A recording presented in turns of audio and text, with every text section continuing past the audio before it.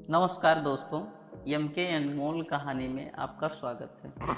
दोस्तों, जब हमारी लाइफ में कभी कभी चारों तरफ से परेशानियां आ जाती है तो हम इतना ज़्यादा परेशान हो जाते हैं कि उसमें हम खुद सोच नहीं पाते।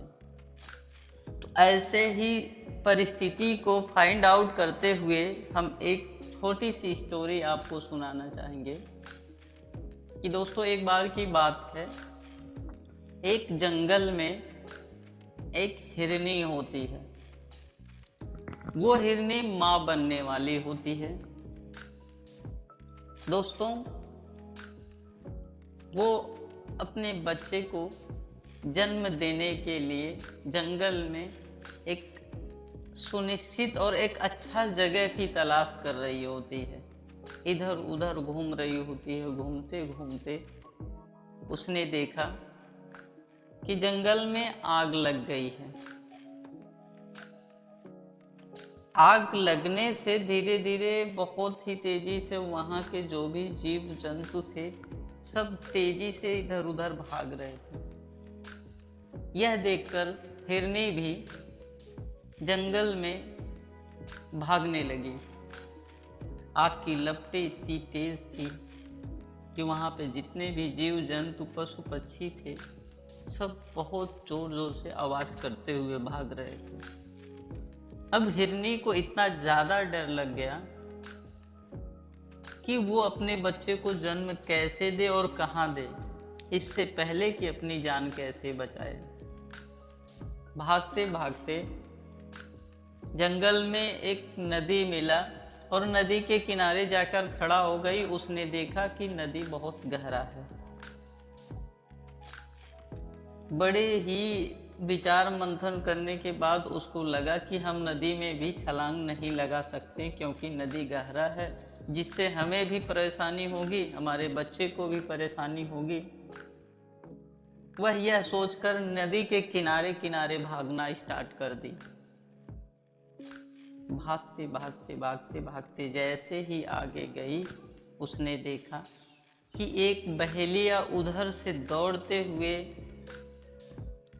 बाण पर तीर चढ़ाए हुए उसी की तरफ बढ़ रहा था, शिकार करने के लिए, उसको मारने के लिए। उसने देखा, देखते ही रुक गई। उसे और भी ज्यादा डर लगा कि ये तो बहेलिया है, ये आ रहा है, ये तो मुझे मार देगा, मेरे साथ साथ मुझे बच्चों को भी मार देगा।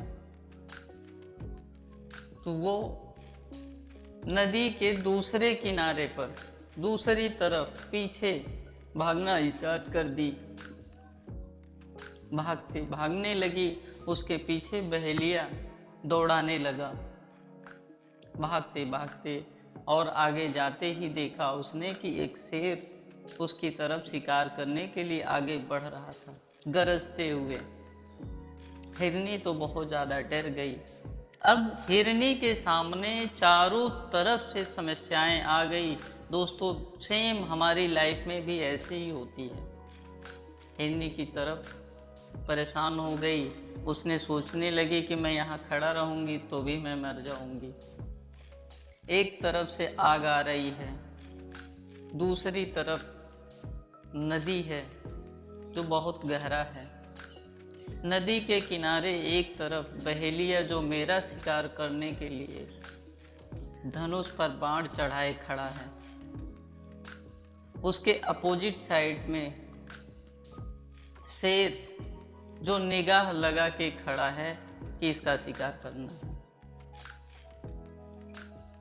ऐसे परिस्थिति में मैं क्या करूं, वो सोचने लगी और आंख मूंदा और भगवान को प्रार्थना करने लगी कि हे भगवान, अब तू ही मेरा सहारा है, तू देख। भगवान को मनन करने लगी। उन्होंने फाइनल डिसीजन लगाई कि अब मैं अपने बच्चे को यहीं जन्म दूंगी या मैं मर जाऊंगी इसी जगह पे, क्योंकि मेरी लाइफ में अब किसी भी तरफ जाने का कोई रास्ता नहीं दिखाई दे रहा है। ये सोचकर हिरनी नदी के ही किनारे जन्म देने के लिए तैयार हुई और बैठ गई। बैठने के बाद भगवान को प्रार्थना करने लगी कि हे भगवान, अब तू ही देख। भगवान को प्रार्थना करते करते एक सिचुएशन आया ऐसा कि बादल उमड़ पड़े। अब बादल उमड़ने से बिजली कड़की। बिजली जैसे ही कड़की, बहेलिए का ध्यान भटक गया और जो निशाना हिरनी पे था वो निशाना शेर के आंख में जाके लगा। शेर के आंख में लगा तो शेर तेजी से जोर जोर से चिघाड़ने लगा, गरजने लगा। उसके गरज को देखकर बहेलिया भागने लगा। उसको लगा कि तीर तो मैंने चलाया है, अगर मुझे पाएगा तो छोड़ेगा नहीं। उधर जैसे ही बहेलिया भागा, शेर को भी डर लग गया कि ये तो मेरे आंख में ही मार दिया, आंख से तो कुछ दिखाई नहीं दे रहा, मैं क्या करूं। वो भी भागने लगा। ये दोनों सिचुएशन, दो समस्याएं तो हिरनी की टल गई, पर जो जंगल से आग आ रही थी उसका क्या। बिजली कड़की आसमान में जैसे बिजली कड़की, बादलों का एक घनघोर झुंड बरसने लगा। इतनी बारिश हुई कि जंगल में जो आग लगा था उससे वो बुझ गए। इस प्रकार से हिरनी अपने बच्चे को जन्म दी और जितनी भी परिस्थितियां, जितनी भी परेशानी थी उसके सामने, वो टल गई, वो खत्म हो गई। मित्रों, हमारी भी लाइफ में कभी कभी ऐसी परेशानी आती है, सो हमें धैर्य रखने की ज़रूरत है।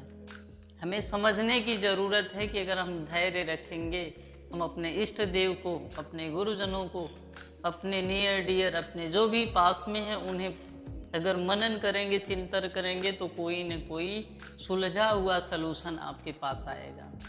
तो दोस्तों, कैसी लगी हमारी स्टोरी? आप ज़रूर विजिट करें, सब्सक्राइब करें, हमारे चैनल को सपोर्ट करें।